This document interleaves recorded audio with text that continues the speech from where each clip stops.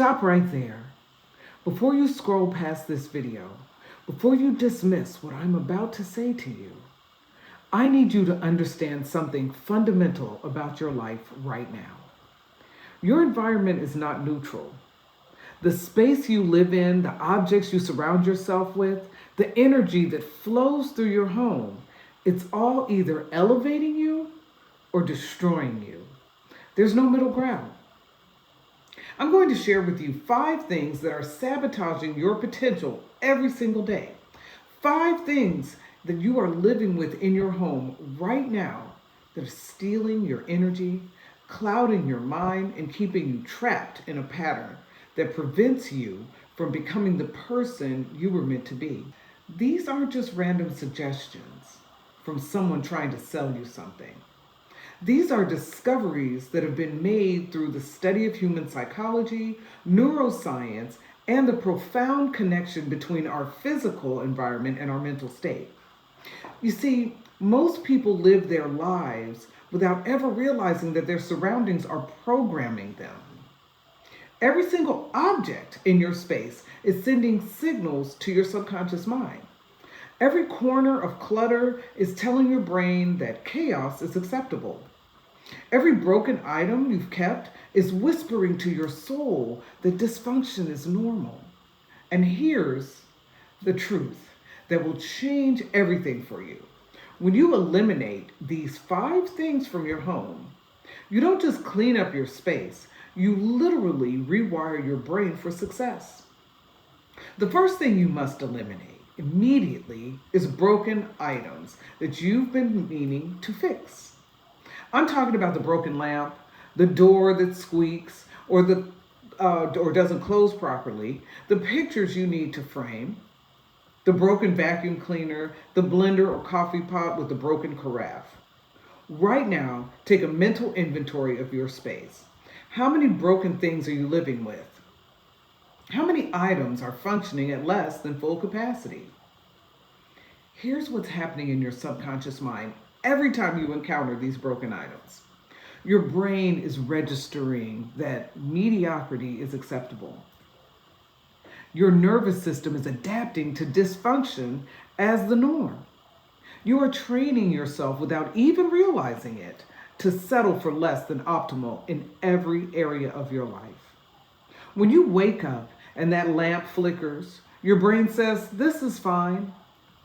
When you open that sticky drawer again, your mind accepts that things don't have to work properly. But the impact goes deeper than you imagine. These broken items are creating micro stress throughout your day. Every time you encounter something that doesn't function as it should, your stress hormone spikes slightly. You might not consciously notice it, but your body is keeping score. By the end of the day, you've experienced dozens of these tiny stress responses, leaving you drained and irritated without understanding why. If you look at the homes of highly successful individuals, a pattern will emerge consistently. They fix broken things immediately, or they're removed entirely. They understand intuitively what neuroscience now confirms, that our external environment directly influences our internal state. When everything in your space functions optimally, your mind begins to expect optimal performance from yourself as well. The broken items in your home are also stealing your creative energy. Every time you see a broken vacuum or that door that doesn't close properly, a small part of your mental bandwidth is occupied with the thought, "I should fix that." This creates what psychologists call open loops in your mind. Unresolved tasks that consume cognitive resources even when you're not actively thinking about them. Imagine trying to run a high-performance computer with dozens of programs running in the background. That's what your mind is doing when you're surrounded by broken items. But here's where it gets truly profound. When you eliminate these broken items, you're not just clearing physical space. You're making a declaration to the universe about your standards.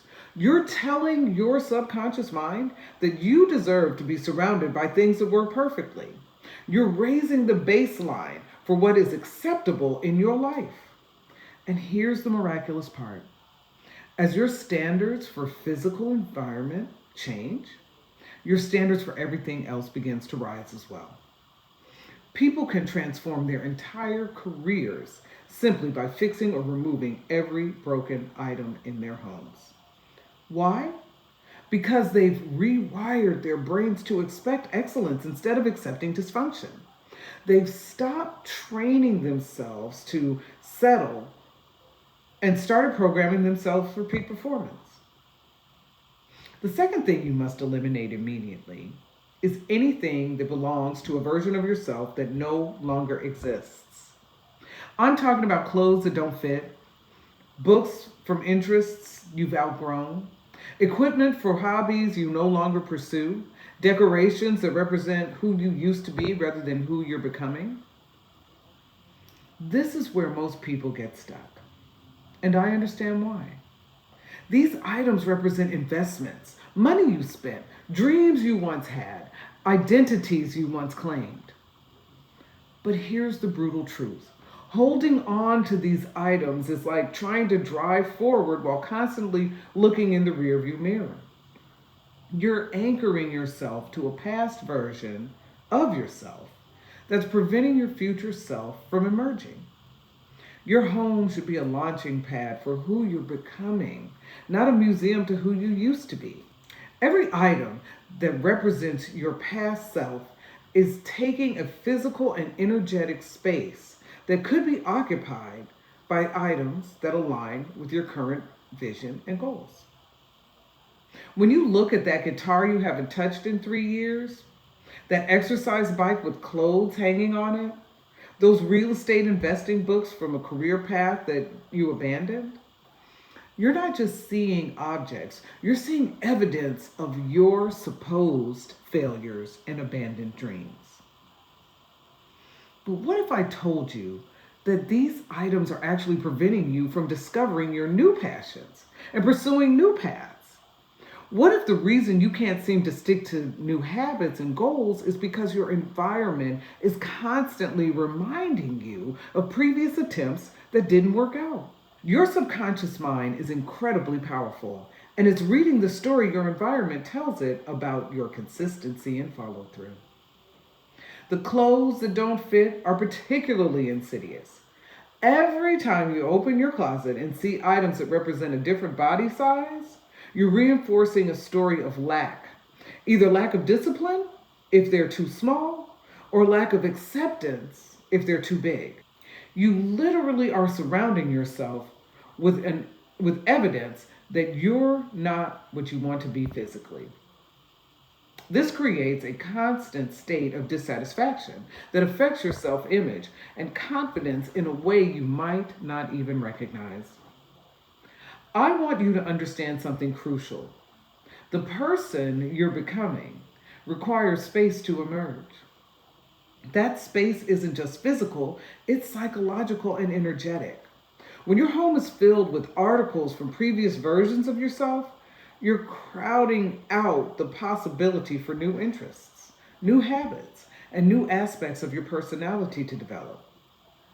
You're unconsciously committed to remaining who you were rather than discovering who you could become. The books are another fascinating example. I'm not suggesting you eliminate all books. Knowledge is power. But holding on to books that no longer serve your current interests or goals is like keeping outdated software on your computer. We're talking about valuable mental real estate and creating confusion about your current priorities and direction. Here's what happens when you eliminate these past self items. You create what I call identity space.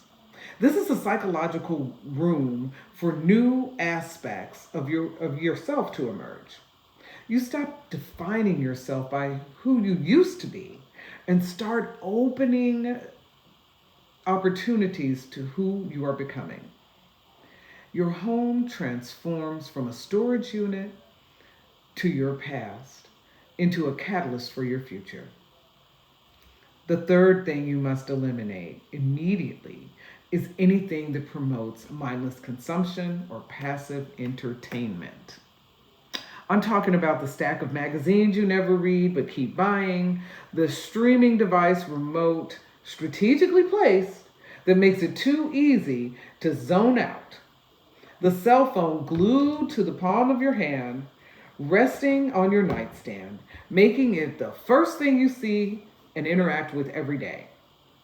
The unhealthy snack foods positioned strategically throughout your home, in your car and in your drawer at work, even shopping catalogs that somehow keep multiplying on your coffee table.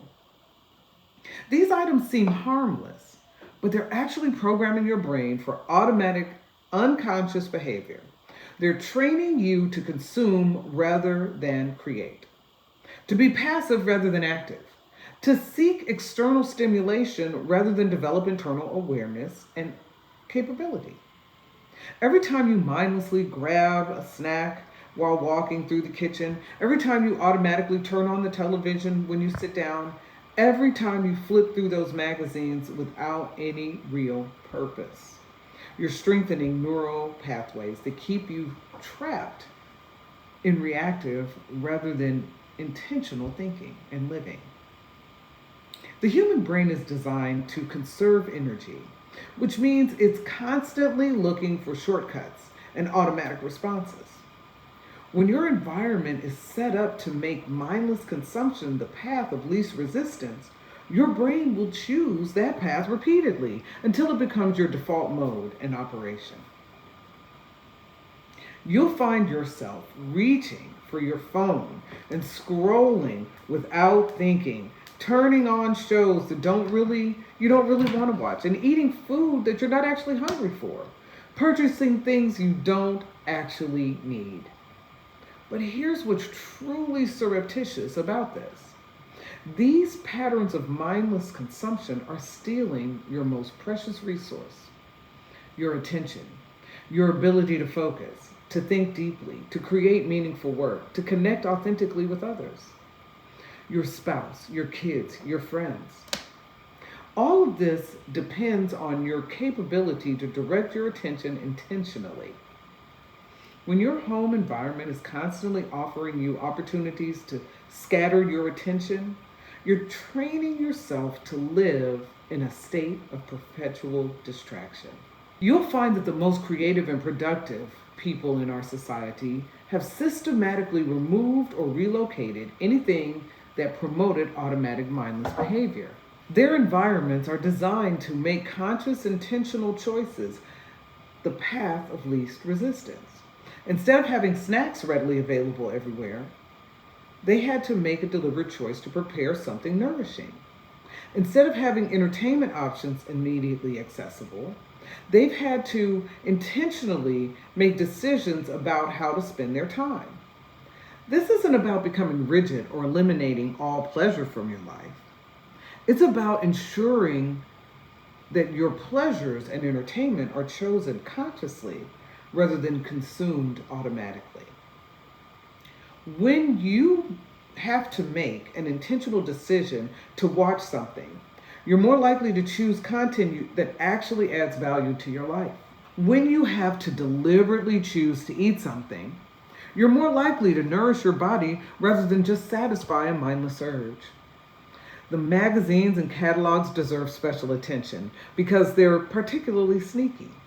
They seem educational or inspirational, but most of them are actually designed to create dissatisfaction with your current life and promote comparisons to others. They're filled with images of lifestyles you don't have, products you don't own, and experiences you haven't yet had.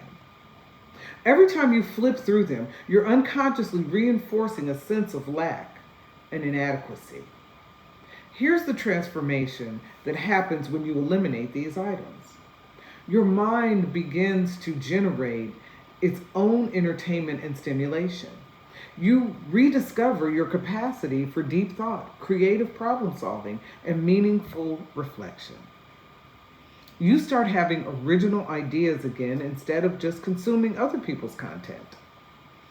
You develop what I call internal richness, the ability to find fulfillment and engagement from your own thoughts, creativity, and authentic interests.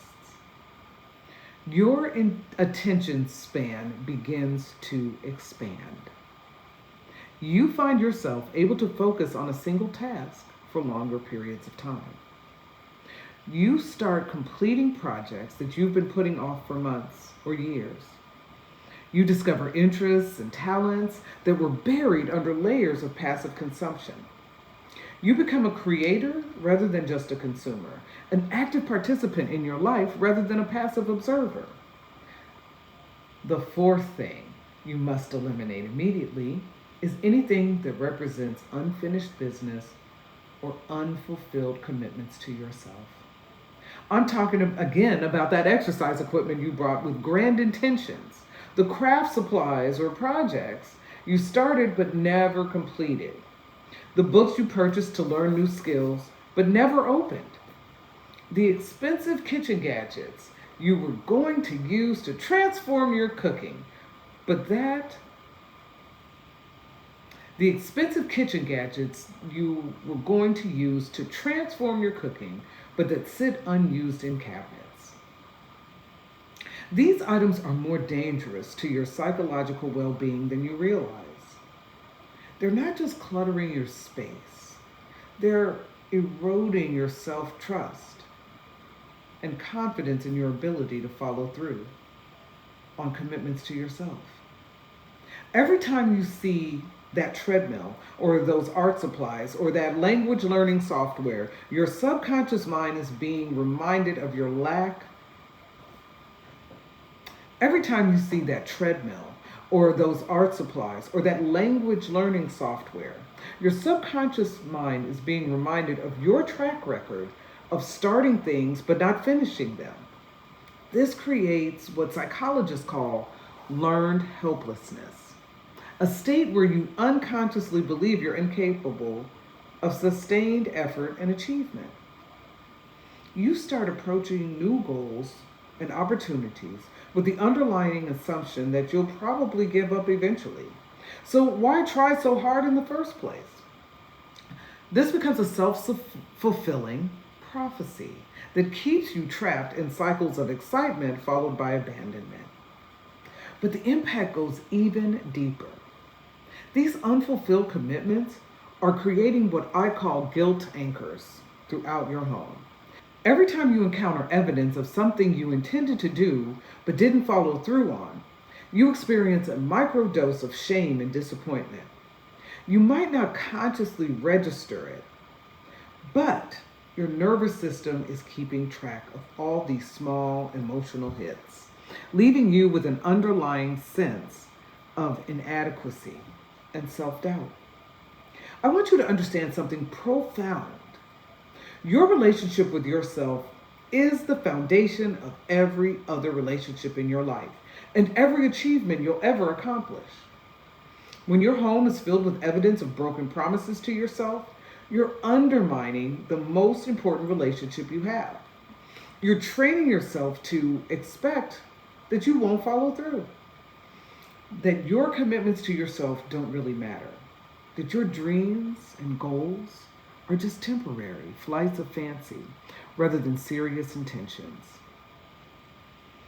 That exercise equipment is particularly brutal because it represents not just unfulfilled commitments, but unfulfilled commitments to your health and vitality.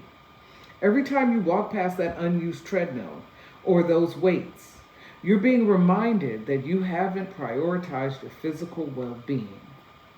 This creates a compound effect where the guilt about not exercising makes you less likely to start exercising, which increases the guilt, which makes it even harder to begin. The craft or hobby supplies represent abandoned creativity and self-expression. When you see those paints or the knitting needles or those musical instruments, you're being reminded of aspects of yourself that you've neglected. This is particularly painful because creativity and self-expression are fundamental human needs. When you abandon these outlets, we often experience a sense of inner emptiness, and we try to fill them with external consumption and distraction, like television or our cell phones. The educational materials, the books, courses, and software designed to help you learn new skills represent abandoned growth and development. They're evidence of your desire to expand and improve, but also evidence of your failure to invest in yourself consistently. This creates a particularly vicious cycle where the guilt about not learning makes you less likely to attempt new learning, which increases your sense of stagnation and dissatisfaction. Here's what happens when you eliminate these items. You stop reinforcing negative beliefs about your follow through and commitment. You remove the constant reminders of unfinished business that have been undermining your confidence. You create space, both physical and psychological, for new commitments that align with who you are now rather than who you thought you wanted to be in the past. But more importantly, you begin to rebuild trust in yourself when you stop making commitments that you don't intend to keep. When you stop buying things based on fantasy versions of yourself rather than realistic assessments of your current priorities and capacity, you start developing what I call authentic self acknowledgement. You begin to understand that what you actually want versus what you think you should want. You start making choices based on genuine interests and commitment rather than monetary enthusiasm or social pressure. This process requires brutal honesty with yourself.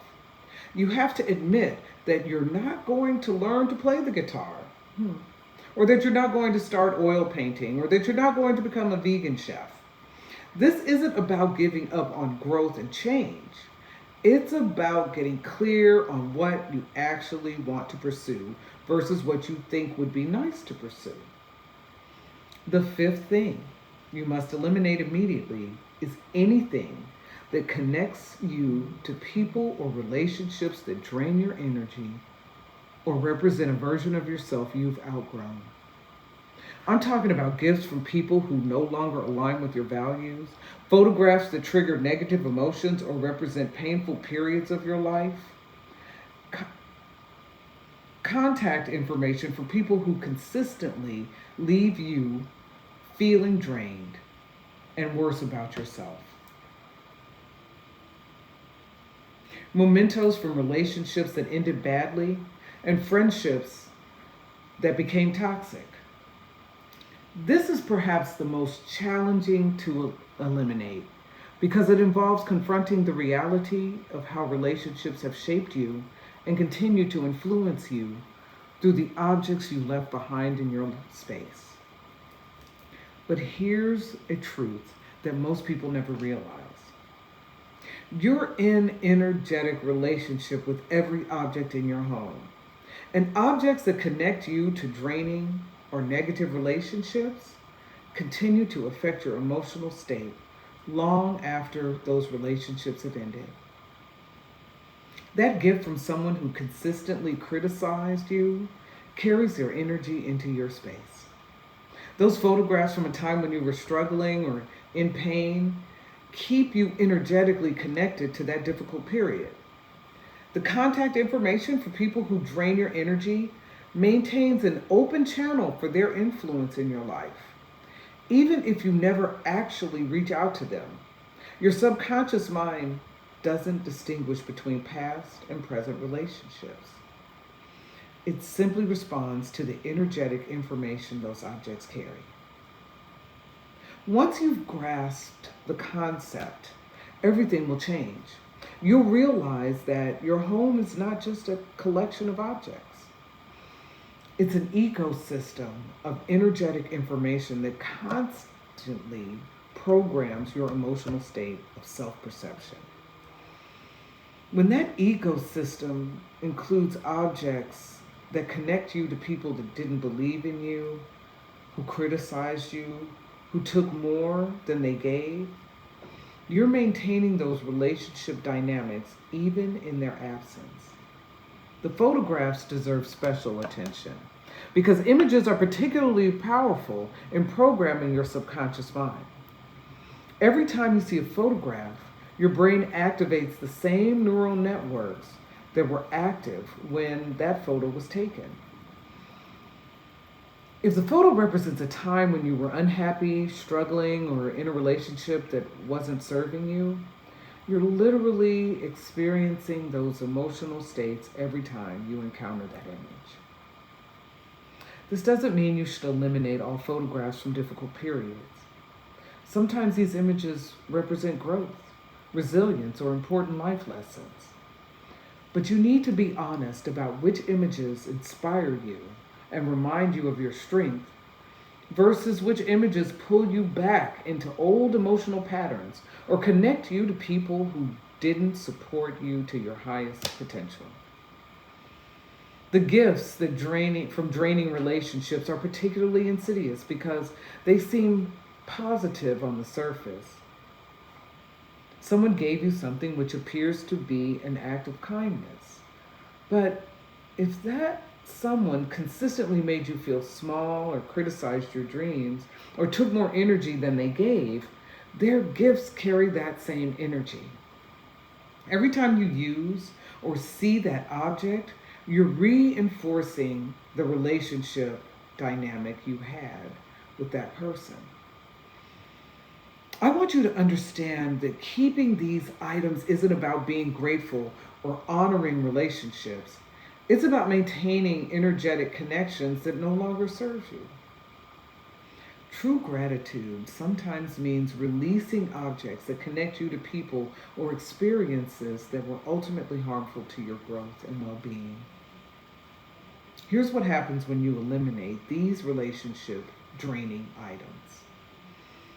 You reclaim your energetic sovereignty. You stop being influenced by their opinions, expectations, and energy of people who are no longer part of your life. You create space for new relationships that align with who you're becoming rather than who you used to be. You begin to attract people who support your growth rather than people who keep you trapped in old patterns. But the most profound change is internal. When you remove objects that connect you to draining relationships, you often discover parts of yourself that you had suppressed or abandoned to maintain those relationships. You remember interests you gave up, dreams you shelved, aspects of your personality that you minimized to keep space with people who don't appreciate your authentic self. This process can bring up grief that's completely normal. You might find yourself mourning relationships that you thought were positive, but realize were actually limiting your growth. When you remove objects that connect you to draining relationships, you often discover parts of yourself you had suppressed or abandoned to maintain those relationships. You remember interests that you gave up, dreams you shelved, aspects of your personality you minimized to keep pace with people who didn't appreciate your authentic self. This process can bring up grief that's completely normal. You might find yourself mourning relationships that you thought were positive, but realized were actually limiting your growth. You might feel sad about versions of yourself that you abandoned to please others. You might experience anger about how much of your energy was consumed by people who didn't reciprocate your investment in their relationship. Allow these emotions to move through you without trying to fix or suppress them. Whew. Grief is part of reclaiming your authentic self. The anger is part of recognizing your worth. The sadness is part of honoring what you lost when you gave your power away to relationships that didn't serve you and didn't deserve it. Contact information deserves special mention here because in our digital age, we often maintain connections to hundreds or thousands of people who add no value to our lives and may actually drain our energy. Every name in your phone, Every social media connection, every email address that connects you is an energetic thread connecting you to that person's emotional state and life circumstances. You might think that having someone's contact information is harmless if you never actually contact them. But your subconscious mind is constantly aware of these connections. If you have the phone number of someone who always complained, always needed something, always made you feel bad about yourself, that connection is influencing your emotional baseline, even if you haven't spoken to them in years. The process of reclaiming these 5 categories of items from your home isn't just about creating physical space, it's about reclaiming your mental, emotional, and energetic space. It's about designing an environment that supports the person you're becoming rather than keeping you anchored to the person you used to be. It's about surrounding yourself with objects that elevate your energy rather than drain it, that inspire your growth rather than remind you of your limitations, that connect you to possibilities rather than problems. As you begin this process, you'll notice something remarkable happening. Your mind will become clearer because it's no longer processing the constant background noise of broken items, past self artifacts, mindless consumption triggers, unfulfilled commitments, and draining relationship reminders. Your energy will increase because you're no longer losing vitality to objects that carry negative or stagnant energy. Your focus will sharpen because your environment is no longer scattered with distractions and emotional triggers. But the most profound change will be in your relationship with yourself. As you eliminate items that represent broken promises, abandoned dreams, or compromised standards, you'll begin to trust yourself more. You'll start making commitments you'll actually intend to keep. You'll choose relationships that support your growth rather than settling for connections that drain your energy. You'll develop what I call environmental integrity, a perfect alignment between your physical environment and surroundings and your highest aspirations. This isn't about minimalism for its own sake, and it's not about living in a sterile, emotionless environment. It's about being increasingly intentional about what you allow in your space and what energy you permit to influence your daily experience. It's about recognizing that every object in your home is either supporting your evolution or hindering it, and choosing to surround yourself only with items that serve your highest potential. The resistance you feel to this process is normal and predictable. Your ego wants to maintain the status quo because change requires energy and involves uncertainty. Your brain is wired to hold on to resources, even if those resources no longer serve you. Your emotional attachment to objects runs deeper than rational analysis, connecting to memories, relationships, and aspects of your identity that feel fundamental to who you were. But I want you to consider this. What if who you think you are is actually much smaller than who you could become? What if the objects you're afraid to release are the very things keeping you trapped in a limited version of yourself? What if the discomfort of letting go is actually a feeling of expansion, of growth, of becoming more than you've ever been before?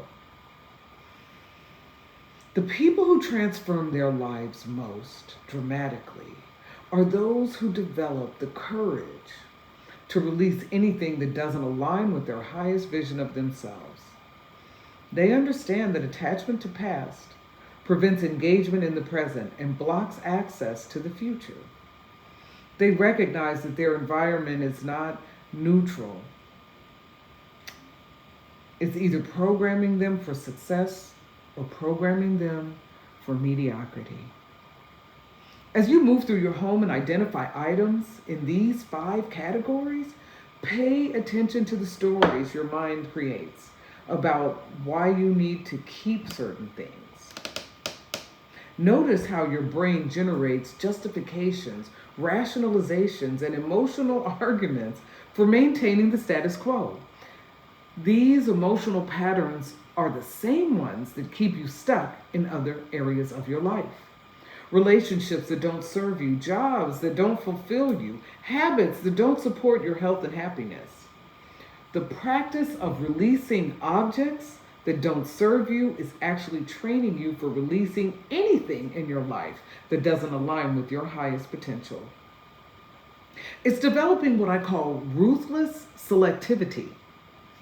The ability to only choose what truly serves your growth and well being, and to release everything else with gratitude, but without attachment. This process will challenge you in ways that you don't expect. You'll discover emotional attachments you didn't know you had. You'll confront aspects of your identity that you've been avoiding. You'll face the gap between who you think you are and who you actually are. Because what you say you want, what your choices reveal about your true priorities. But this challenge is exactly what makes you But this challenge is exactly what makes the process so transformative. Every item you choose is a decision to prioritize your future over your past, your potential over your current limitations, your authentic self over the version of yourself that others expect or that feels safe or familiar. The broken items will be the easiest to start with because it's logic to clear it. Things that don't properly have a place in your life are designed, things that don't work properly have no place in your life designed for optimal performance. But don't underestimate the psychological impact of this seemingly simple step.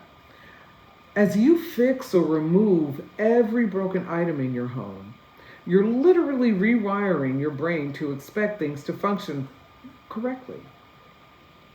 You're raising your baseline for what's acceptable in your environment and by extension in your life. Your past self items will require more emotional courage because they represent investments, dreams, and identities that you'll need to acknowledge are no longer relevant. This isn't about regret or failure. It's about evolution and growth.